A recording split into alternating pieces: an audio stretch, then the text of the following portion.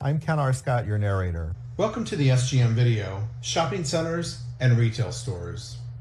Today, in most retail shopping centers and stores, there are clear signs that state that shoplifters will be prosecuted and that the store is monitored with cameras.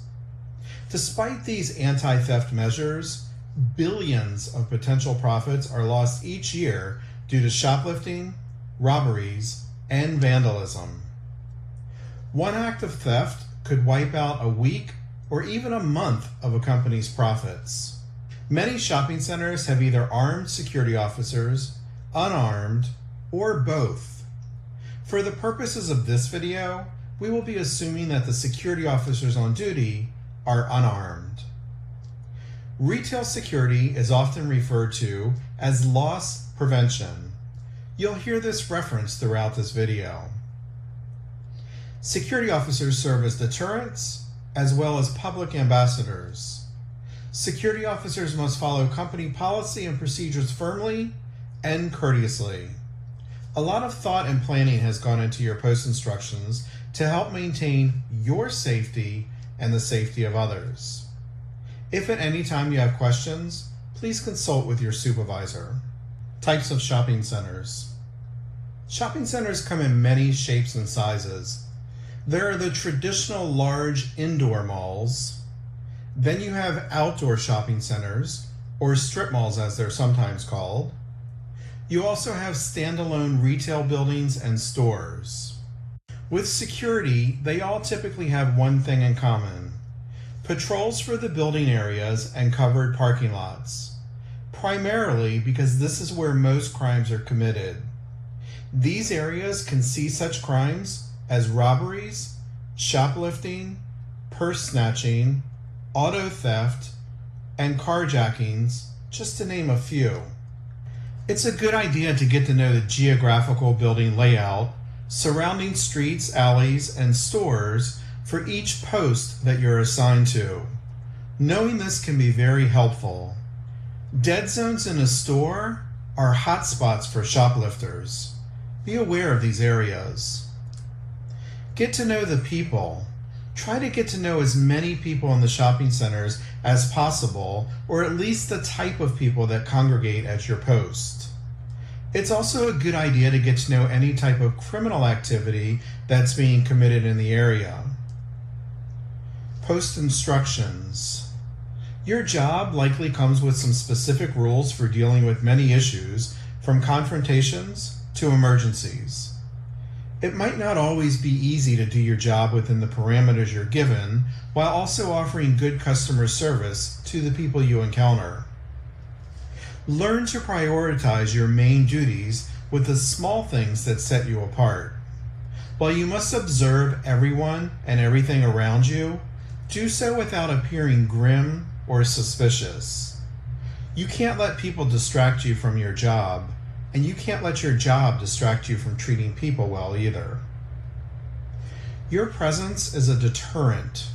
There are many times at several retail stores or shopping centers that you may be working in unison with the in-house security to provide a double defense against possible loss. Always remember that if you witness a crime or are informed by a store of a crime, that you should always call the police or 911 and your immediate supervisor. When customers feel that they can shop in a safe and secure environment, they're much more likely to return. This secure environment helps to increase sales and helps to keep you employed as well. It's a win-win cycle for everyone to keep the area safe. Your uniform and presence are definitely a deterrent. However, there are more steps that you can take to help deter theft or illegal acts. An on-site security officer is a greater visual deterrent than just a camera surveillance system. It sends a message to potential criminals that your store or shopping center is serious about the security of its property.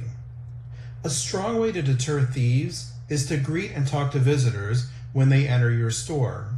By being friendly and showing that you're engaged with your visitors, that can help discourage thieves from trying to steal from your location. They know that you now have a memory of what they look like and sound like from your conversation. In many cases, a thief would rather go to a place of business that isn't on top of their game. Being active and aware can be one of the biggest deterrents against stealing. To help minimize risk, security officers are typically tasked with documenting and recording incidents, with minimal interaction to avoid a risk of harm. However, there may be times that a security officer must apprehend a suspect or evict them from the premises. Legally, you should not use more physical force than is necessary. When a security officer must confront a suspect, he must also be prepared to defend themselves if ever needed. Arrest authority will vary with each individual state and jurisdiction, so we won't review these specifically in this video. We suggest that you check with your supervisor to review your state's laws and how they pertain to your job's function. Crime essentials. Before a criminal can commit a crime, there must be 3 elements in place: desire, knowledge, and opportunity. Desire. There's not much you or anyone else can do to take away someone's desire to commit a crime. Knowledge. Here again, once someone knows how to commit a crime, you can't erase that from their memory. Opportunity. Now, this is the one that you can identify and have an effect on.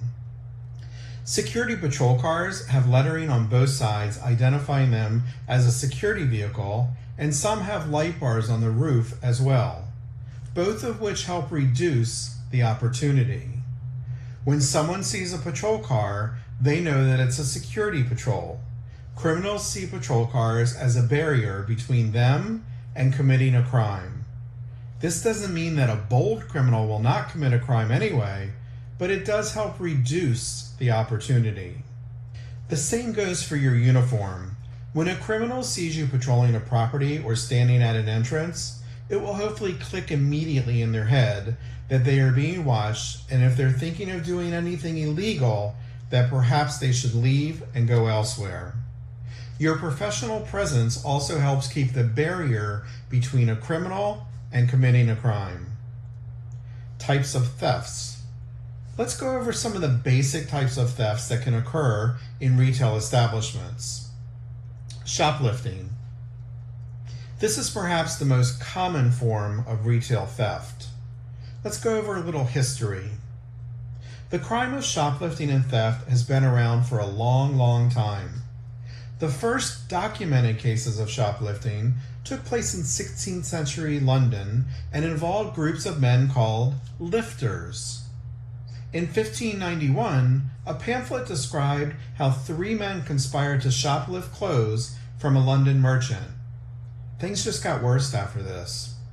In 1699, the Shoplifting Act made shoplifting of more than 5 shillings worth of goods punishable by death and by hanging. That's about $100 in today's times. London merchants displayed goods in their stores to attract shoppers, but this made it easier for shoplifting to occur. The word shoplifting first appeared at the end of the 17th century, so you can see that this act has been around for a very long time. Female shoplifters during these periods were also called Amazons. Many women shoplifters' clothes were designed for large-scale theft. Slits in the outer garments fed into large pockets, cunningly sewn into the layers beneath to hide stolen goods. The art of shoplifting has changed little over the years, and it still revolves around concealing items on the person or an accomplice, causing chaos or diversions, or simply leaving the store without paying. Shoplifting is not just conducted by the poor. There have been people of all social levels that have stolen. You should be alert and aware of this with possible shoplifters, regardless of who is in the store. Let's go over a few brief statistics. According to Loss Prevention Media, it's estimated that there are approximately 27 million shoplifters in the United States today. That's about 1 in 11 people. More than 10 million people have been caught shoplifting in the last 5 years. There's no profile of the typical shoplifter. Shoplifters look like everyone else, and they do a great job of blending in. About 25% of shoplifters are children. 55% of shoplifters say that they started shoplifting in their teens. Shoplifting in general is not a premeditated crime. Actually, about 73% of shoplifters don't even plan to steal in advance. Shoplifters say that they are caught on average about once every 48 times they steal. They're turned over to the police about 50% of that time. Only about 3% of shoplifters are thought to be professionals, but these so-called professionals are responsible for at least 10% of all shoplifting dollar losses. Shoplifting is the act of taking unpaid merchandise, hiding it, and leaving the store without paying, or even just taking the merchandise and running out the door with it. This can be from low-cost items to highly expensive items. Your ultimate goal is to help prevent a crime. While your presence may be vital to apprehend a confirmed shoplifter, this should always be as a last resort and done so according to your company policy and local or state laws. By preventing a crime, you're keeping not only yourself safer, but also the safety of customers. Imagine if you were a shoplifter. Where would you feel most comfortable performing this act? What are the hottest items on the shelves right now? Thieves tend to go for the newest releases of popular products that can easily be sold on the streets, especially products that are portable and easily concealed. Pay special attention to these areas and items. Distraction theft. Typically, store staff are distracted by one person or event, so a criminal's accomplices can steal items without any detection. As a security officer, you should always pay attention during these moments. Even if the distraction seems small, you should never stop observing the immediate areas. Boosting. Boosting is a more premeditated approach to shoplifting that involves the use of bags made specifically for shoplifting purposes, where items can be concealed in secret compartments. This approach can also use a bag's linings designed to interfere with some sensor detectors at the store exits. Price switching. This is a commonly used strategy by an amateur thief. Price switching involves removing a price tag from one cheaper item and affixing it to a more expensive product. It's a hard one to see being done, but it is something that you should be aware of and watch out for. Fraudulent refunds. This method involves stealing an item and then returning it back to the store to get a refund or make a return for a store credit. The store gets the item back, but they also lost money to a fraudulent action. Be mindful of store returns. If you see anything suspicious, you should immediately report it to the store manager as well as your supervisor for further instructions. There have also been several reports that store employees have been involved in this scam as well, helping their criminal friends. Be aware of this when monitoring store activity. Here's some procedures to consider. Often, new security officers assume that if they suspect a thief, it's within their right to do whatever they can to stop the person of interest from leaving. That's absolutely wrong. It's not only incorrect, but potentially could be a liability, or worse, a deadly response. While your employer and state may have specific regulations that you should abide by, the following events are also typically required to happen before going after a suspected shoplifter. We suggest that you consult with your company policy and local or state laws and regulations. You must see and witness the suspect actually pick up the products. You must visibly see the suspect conceal the goods from sight, such as dropping them in their purse or bag. You must visibly see the goods on the suspect. Make sure that the products aren't dropped or placed somewhere else. You must visibly witness the suspect walk past all registers without stopping. You must visibly witness the suspect walk out of the store with the merchandise.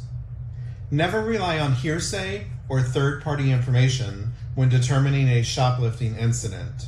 If you have any doubt, you typically must allow the suspect to leave without apprehension or communication. You're encouraged to consult with your supervisor for your specific instructions and procedures. Searching bags. If an alarm sounds when someone is exiting, politely ask them to return and allow you to check their bags if your company policy allows this. Let them know that sometimes alarm sensors are accidentally left on merchandise and you just need to check things. This helps so that you're not accusing an innocent party. You want to help keep everyone calm. Your company and store policy, as well as state and local laws, will dictate this action. If allowed, search the bag and compare all items with any available receipts. It's also a good idea to have a second person there as a witness. Even better, have them also video the procedure with a mobile phone. Even if it was discovered that there was no crime committed, remember to gather as much information as possible because you're going to probably be required to prepare an incident report documenting this event for any future investigation. Internal and employee theft. You need to be aware that many crimes also happen inside the business from their own employees. You should keep a watchful eye on employees also.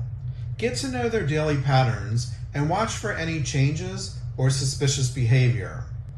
Let's talk about some of the common types of shoplifters. First, you've got the professional. The professional shoplifter steals for a living, either working alone or in small groups. This is one of the hardest shoplifters to spot. They know exactly how to blend in, and they usually target popular consumer goods with a high resale value. Professional shoplifters may case a store well in advance of a theft. The opportunist. The opportunist is typically an amateur shoplifter. They're likely to steal something just because they can, targeting goods that aren't secured or monitored. This shoplifter may even be a regular customer, so you need to observe everyone that enters a store. The impoverished. The impoverished, usually poor, shoplifter steals out of need, but despite their disadvantaged socioeconomic situation, they may still be hard to pick out of a crowd. The drug user or addict. The drug addict shoplifter steals to feed a bad habit, either reselling the items they take or attempting to return them for a financial refund. They typically will do almost anything to help financially support their drug addiction. The thrill seeker. The thrill seeker is usually egged on by a dare. They tend to steal on a whim and as part of a group. Teenagers are typically the ones that fall into this group. The kleptomaniac. The kleptomaniac is an addictive shoplifter who generally targets low items and steals out of compulsion. Many of them have no idea why they steal. They just have an internal urge to steal something and get away with it. They usually don't even care what it is or what they steal. The absent-minded shoplifter. The absent-minded shoplifter is an unintentional shoplifter that steals by pure mistake and may include the elderly and parents distracted by their young children. It's rare, but it can certainly happen. There's also a fine line between knowing if it was a mistake or on purpose. Whether it's stealing out of necessity, stealing as a profession, or stealing for the thrill, spotting a shoplifter still generally comes down to you having to witness the actual behavior. Signs that a shoplifter may exhibit. A suspect may spend more time watching the cashier or salesperson than actually shopping. They may be wearing bulky, heavy clothing during warm weather or coats when unnecessary. They're walking with short or unnatural steps, which may indicate that they're trying to conceal and hold stolen items. They may take several items into a dressing room but only leave out with one item or none. The customer's eyes are not looking at what their hands are doing. Instead, they're looking around the store for security and the store staff to see if they're being watched. If the eyes don't match the action, this could be a warning indicator for you. They appear nervous and are picking up random items with really no interest. They frequently enter the store several times and never make a purchase. Cleaning and maintenance staff. You should keep an eye on the cleaning and maintenance staff also. Not that they're not trustworthy, but you're there to help protect the customer's property. They play a very important role in the day-to-day operation, and most of them are trustworthy. However, you must monitor their actions to help prevent internal theft.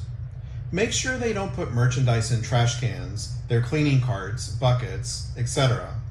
If your policy allows it, check their carts and carry-in containers before they exit. Customer service rep. Sometimes it may feel like you're wearing a sign on your head that says, "Customer service, ask questions here." But remember, people are looking for anyone to assist them.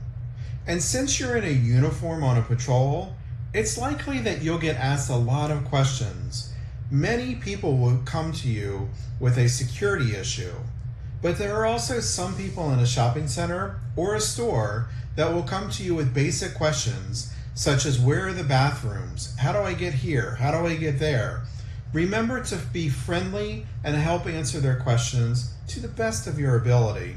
Offering assistance when you're able to is an effective method of good customer service. Even if it's just holding the door open, picking up dropped items, or giving directions, people will appreciate the effort.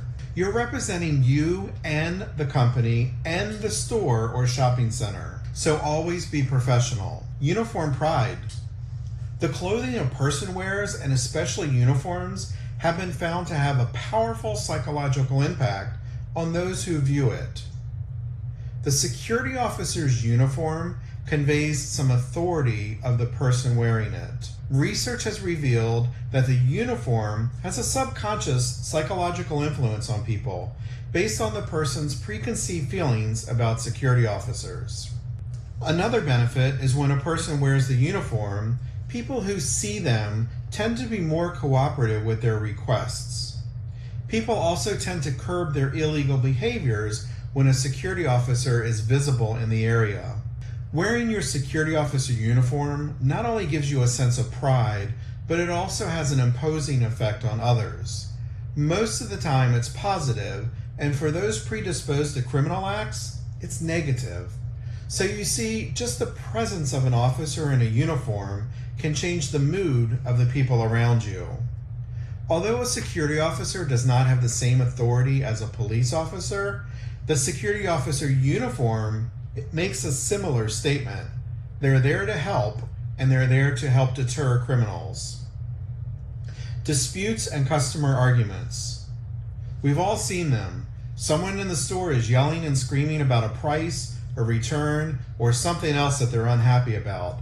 Then the cashier sometimes gets mad and they start yelling back. Or perhaps an argument or dispute starts about something else between two random people. These types of events can easily escalate and are bad for a customer's business. When you come upon a conflict situation, always approach the participants politely and tactfully. Let them know that you're concerned and you'd like to help resolve the issue. It's always best to start with polite verbal tactics, such as saying, "Hello, I'm Officer Smith. I'm here to try and help you resolve this situation." Or, "I'd appreciate it if you could tell me what happened." People involved in a conflict will usually respond emotionally or rationally. Emotional responses are based on their feelings. Rational responses are based on the facts. A person's emotions have a tendency to cloud rational thinking, whereas facts cannot be disputed.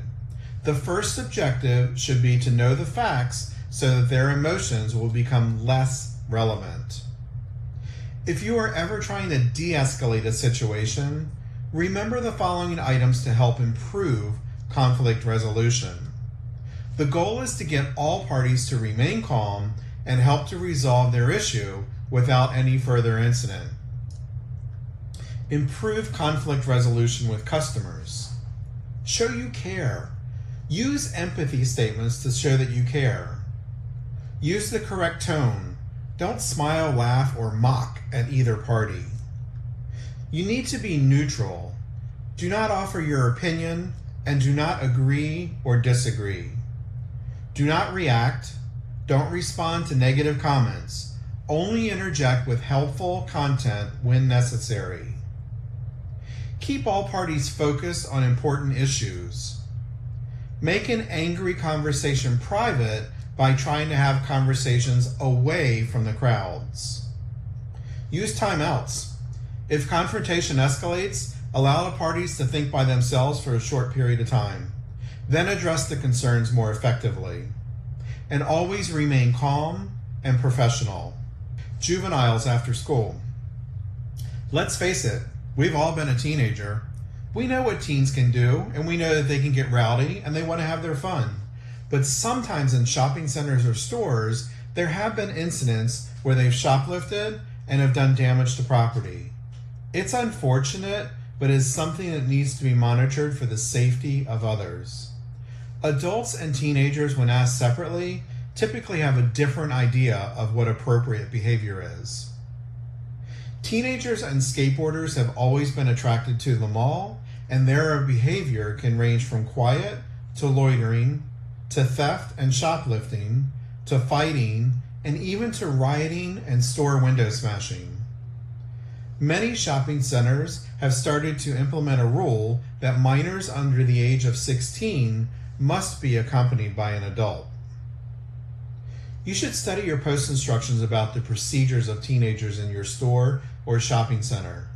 It's important to know this because chances are, if there's a mall, you'll most likely experience teenagers being rowdy at some point.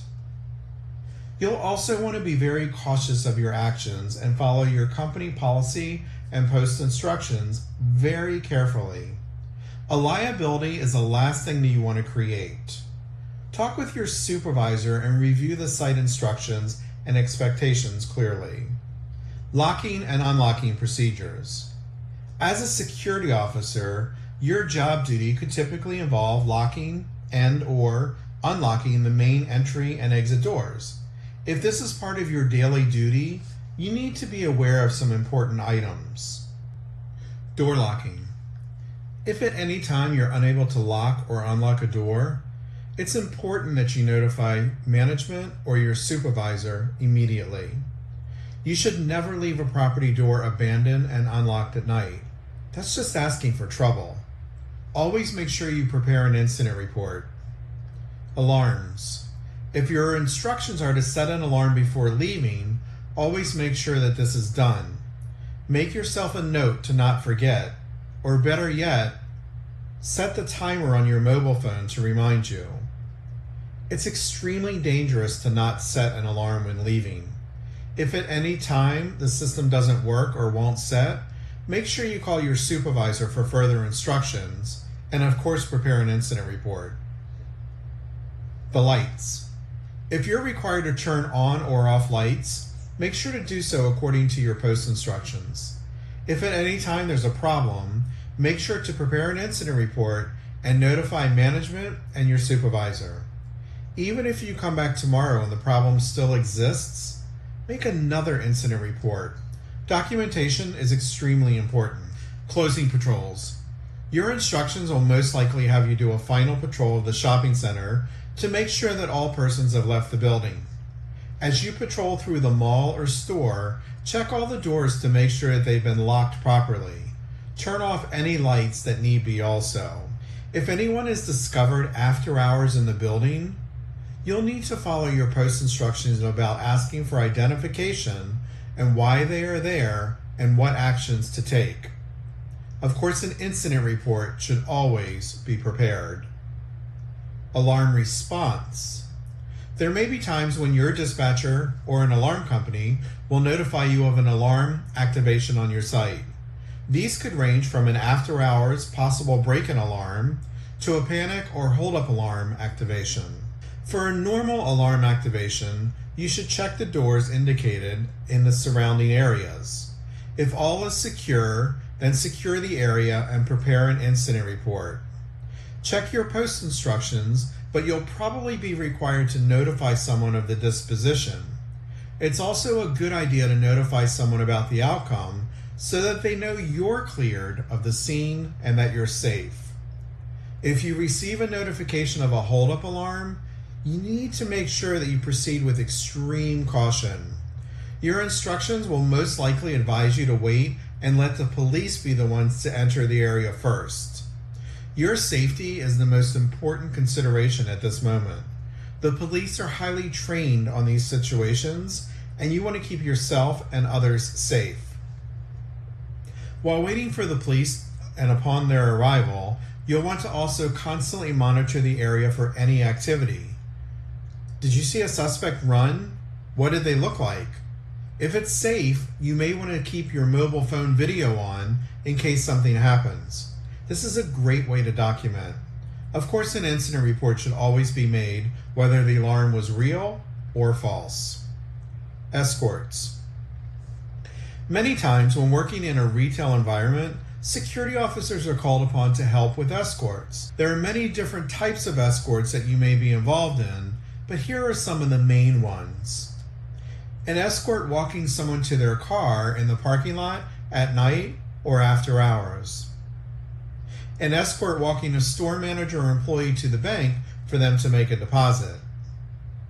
An escort to walk an unruly person out of the building.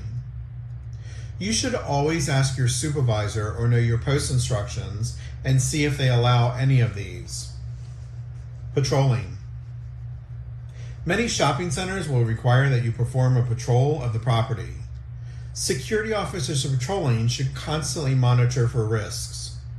Your post instructions will indicate the appropriate rules concerning your patrolling.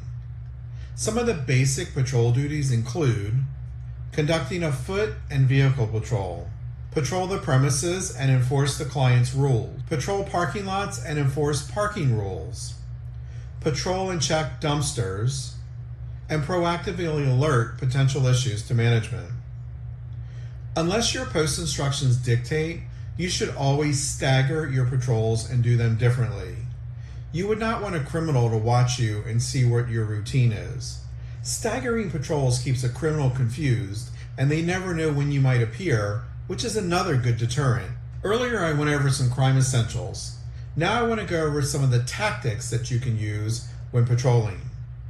These include observe, deter, detection, report, and common sense, such as see, hear, smell, touch, and taste. These are the most important common senses. Let's take observation first. When you're patrolling, look around and pay attention to detail. Be more observant than you would be normally. Part of observation is using your ears. Listen for unusual sounds like footsteps in a building that are supposed to be empty, or even the absence of any sounds. Deter. Your uniform and presence help to be an important deterrent on your site. Detection. Detection connects with observation. When you observe, your instincts should kick in to help detect any problems or criminal activity happening. Reporting. This is how you provide information as to what happened. Reports can be verbal, written, or both. Keep in mind that incident reports are often used as evidence in criminal trials, lawsuits, and depositions. So always be truthful, don't exaggerate, and make them legible. Scheduled patrols. Scheduled patrols are when a mobile patrol or officer is scheduled to patrol a post at specific times. This is usually done for locking and unlocking purposes. Random patrols. Random patrols are when a security officer patrols in a non-scheduled pattern. This is especially helpful if criminals are watching security to deter their patrol patterns so they can plan their break-ins. Conducting random patrols helps to confuse a criminal and hopefully cause them to leave your property in fear of being caught. Parking lots. Parking lot patrols are an important component to retail security. Highly visible patrol vehicles or uniformed security officers circulating through parking areas have proven to be invaluable as a deterrent to unwanted behavior. Since most people in parking lots are strangers, criminals try to blend in and take advantage of that. Their prime targets are people approaching their cars with shopping bags, pushing shopping carts full of merchandise, fumbling for the keys, loading bags into trunks, and securing toddlers in the vehicle. When you see any of these scenarios, try to patrol closer to help act as a deterrent. Periodically, also patrol the area closest to the shopping center store entrances. This also gives store owners a sense of security and the protection of shoppers exiting. Most shopping centers have rear doors and loading docks. Patrol those areas frequently, especially during delivery times. If there's an open tractor trailer, a box truck, or a van unloading merchandise, that should concern you, especially if the driver is using a handcart, walking away from the truck, and the door is still open or unlocked. On extremely hot days, pay special attention to locked cars with young children or pets inside. This can be a very dangerous situation for them. If it looks like they're suffering from heat exhaustion, you must get them out quickly. If you can't unlock the door, don't waste time, just break the window. If the child's in the back seat, break a window in the front of the car. If you don't have a quick way to unlock the door, you may just have to smash the window. If you don't have a metal object like a baton or something else, remove the headrest from your patrol car and use the metal prongs to smash the window. Dumpsters. Be sure to check the rear of the buildings, especially around the dumpsters. Very often dumpsters and the area around them are used by crooked employees to hide stolen merchandise.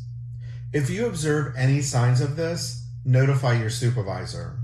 Active shooter. According to the U.S. Department of Homeland Security, an active shooter is an individual actively engaged in killing or attempting to kill people in a confined and populated area. In most cases, active shooters use firearms, and there's no pattern or method to their selection of victims. Active shooter situations are unpredictable and evolve quickly. Because an active shooter situation is often over within 15 minutes before law enforcement can even arrive, individuals must be prepared both mentally and physically to deal with an active shooter situation. How to respond when an active shooter is on your post. Quickly determine the most reasonable way to protect your own life. Remember that customers and clients are likely to follow your lead and the lead of employees and managers during an active shooter situation. Run, hide, and fight. The following is an excellent video from the FBI about an active shooter. Hi, can I get you started with drinks? Oh, sorry, I gotta take this. We'll need a minute. Seriously, no, I'm good. Sorry. Hey, you need to back up. You can't be here anymore. Get out of my face, what, man. You think I'm afraid of you? Hey, get off, man.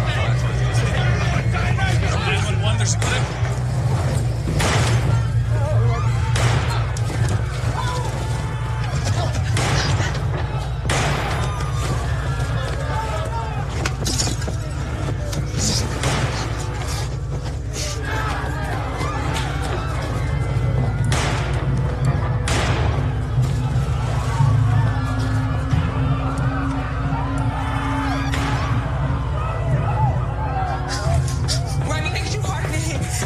Chances of survival. Don't go up here. Police, where is he? By the bar, blue jeans, black shirt. Empty hands up, follow their instructions. I'm in the direct line of fire if I head for either exit, but I have other options to help me survive.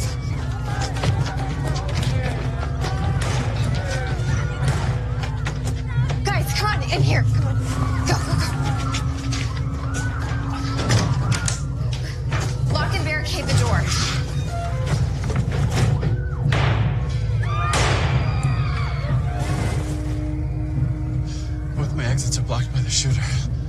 stay hidden.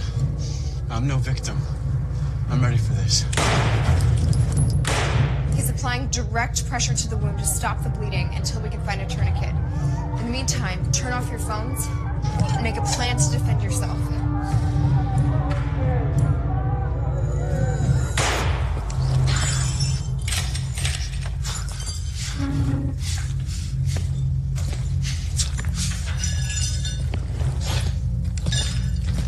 We have to fight to survive. If you control the weapon, you control the shooter. I'll go for the gun. He'll go for his arms. The bartender will go for the head.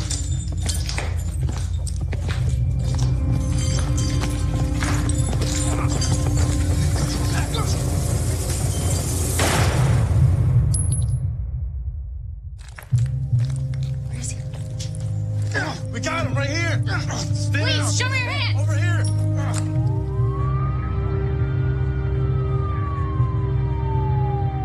You can survive a mass shooting if you're prepared.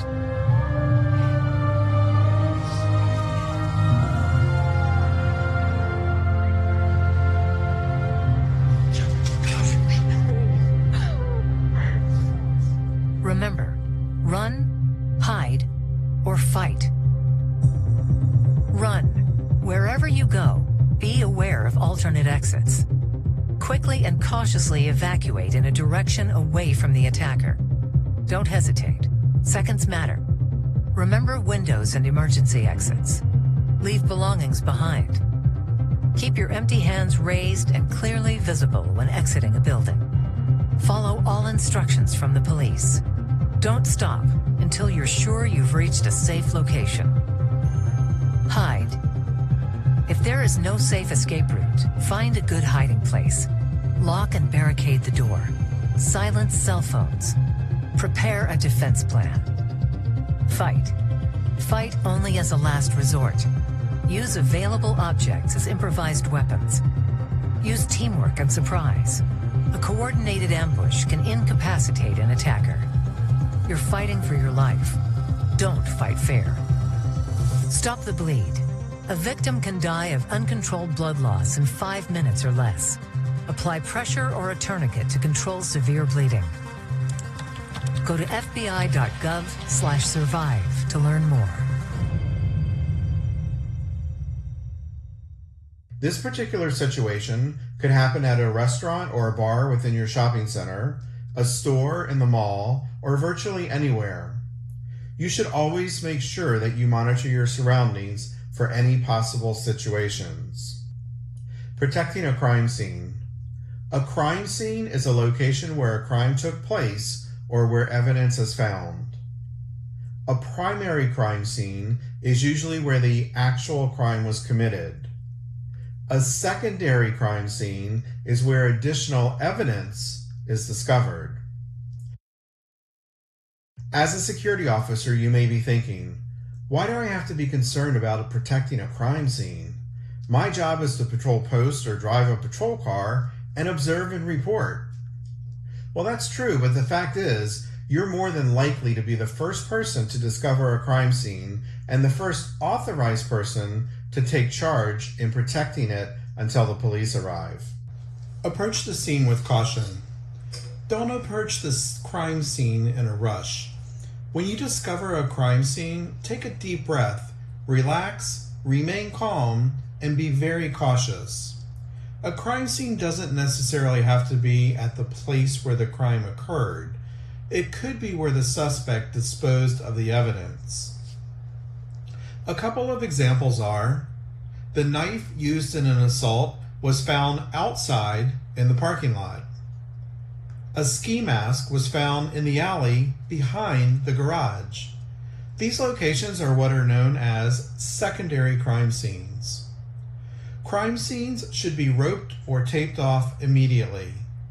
Do not walk through a crime scene. That could destroy evidence.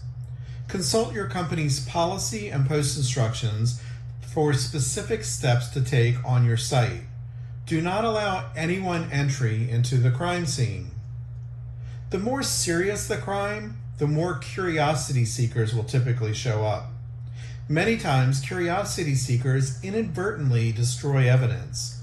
Politely and firmly ask them to stay in front of the barrier that you've set up. If you have a suspect at the crime scene, keep them in front of the barrier also. This helps so that you don't tamper with any evidence. Try to keep them there until the police arrive. The same goes for witnesses. Ask them to wait outside the barrier until the police arrive as well. You should always keep witnesses and suspects separate. Allowing them to talk to each other could jeopardize the investigation. Ask them politely to stay far away from each other and to not talk to anyone until the police arrive. If you have a cell phone with a camera, now's a good time to use it. You can snap photos of the evidence and surrounding areas. If your cell phone also has video, slowly video the walls in a circular motion and then scan the floors. If you're outside, you'll want to scan all of the areas within a crime scene. Don't move too fast. Scan slow enough so that it's clear as to what the viewer will be looking at. Keep thinking to yourself, this could be evidence used in court. It needs to be clear and accurate for the judge and possible jury. The primary reason for not going into a crime scene is contamination. Your footprints.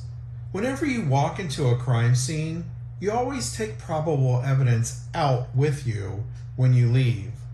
When anyone, not just you, walks through a crime scene, they always inadvertently take away potential evidence. An example of taking away evidence. While walking through the crime scene, the soles of your shoes will pick up and destroy evidence, especially tiny substances such as burrs, fluids, chemicals, or powders. On the flip side, you'll also always leave substances that are not relevant to the crime. As you walk, the soles of your shoes will drop burrs and fluids that you picked up outside of the crime scene. Don't touch anything. Never pick up something at a crime scene. You not only contaminate the evidence by moving it, but you could also smudge fingerprints, or worse, leave your prints on the object. Even if you're wearing plastic gloves, you still shouldn't pick up anything unless it's absolutely necessary for safety reasons. Although fingerprints can be identified, they don't come with name tags. If you touch something and leave your fingerprints, the CSI technicians will spend a lot of time trying to identify whose prints they belong to, only to find out that they're yours. That would be pretty embarrassing, wouldn't it? Remember, you're a security officer, not a police officer. No one will fault you for waiting until the police arrive to take over. Notes. Notes should be made and documented in chronological order. By chronological, we mean the order that the events occurred. For example, at 0200 hours, I found the door to Cotton & Stone clothing store damaged and wide open. There was a gray-colored hammer with a black rubber grip laying on the floor to the left of the door frame. At 0202 hours, I called 911 and then notified my dispatcher supervisor, Lieutenant Johnson. At 0204, I initiated my crime scene protection procedures. I ran a crime scene tape on the outside around the store's perimeter. At 0220, the police arrived. The officers were Sergeant Buffalo, badge number 444, and Officer Jordan, badge number 987. Here are some of the other entries that you'll need to document. The exact location, date, and time. The type of crime description. And advise that you took pictures. Give accurate sketches of what you found. Notes should be complete, thorough, clear, and legible. Always make an incident report. You should only discuss the facts regarding the crime or the crime scene with the police or your company's supervisor and manager. Never discuss the case with a witness, the suspect, the media, or bystanders. Never. Report writing. Always make sure that you carry a small pocket notebook and pen. This is crucial in your patrols. A report relates to the words or sense of something said. It is a written record of summary of an incident or an event.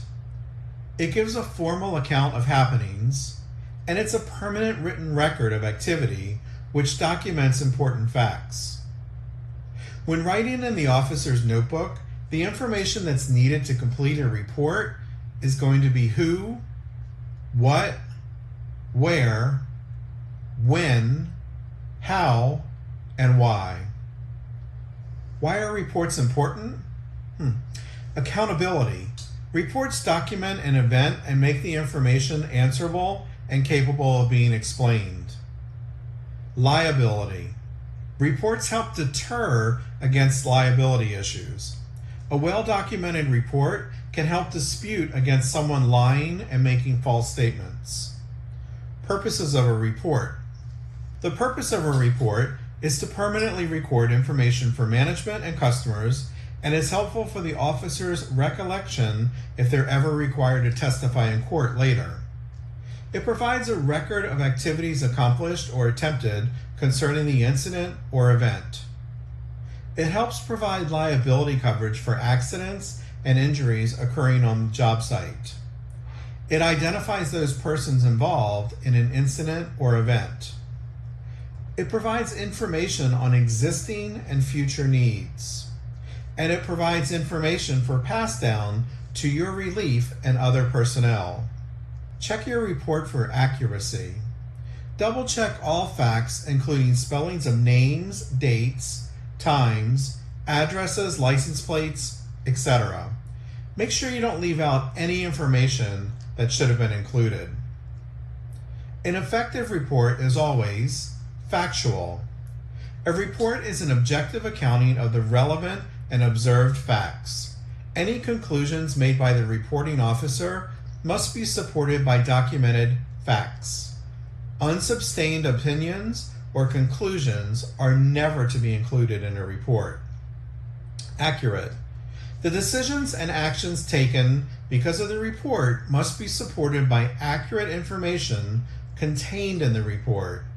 If any information is inaccurate, the credibility and reliability of the report will likely be jeopardized. Accuracy is achieved by carefully and honestly reporting all relevant information. Clear. A report speaks for the security officer when he or she is not present. There should be no doubt or confusion regarding what happened during a patrol, incident, or crime based upon the content of an incident report. Concise. Reports should be brief, but also contain all relevant information necessary for a complete understanding of the crime or incident without additional explanation. Complete. A complete report will contain all the relevant facts, and for a reader to have a comprehensive understanding of the crime or incident described in the report. Timely. Make sure to complete and turn in your reports in a quick, timely fashion as required by your company policy. Who reads a report? There are many people that will be reading your reports in the future. You should be mindful of this when you prepare your report. Remember to include as much pertinent information as possible. Some of the people who will be reading your reports are supervisors and management, company attorneys, police and prosecutors. CCTV. Not all security officers spend all their time on an active patrol of a business property. A security professional may be employed to monitor video surveillance. A security officer may have specific goals, such as watching for shoplifters, keeping an eye on the grounds after hours, and opening or closing a business remotely for the day. These monitoring duties take a lot of security responsibility off the shoulders of the business owners. Cameras are useful as both a deterrent and a way to catch thieves if a theft or a scam ever takes place. Cameras are best used when they can cover everywhere in a store or at least a wide range of areas so you can spot any suspected thieves. Most camera systems record the video activity so that management can go back and look over the recordings if needed in the future. The use of modern camera surveillance systems is constantly changing. It's a great tool to help in shoplifting detection.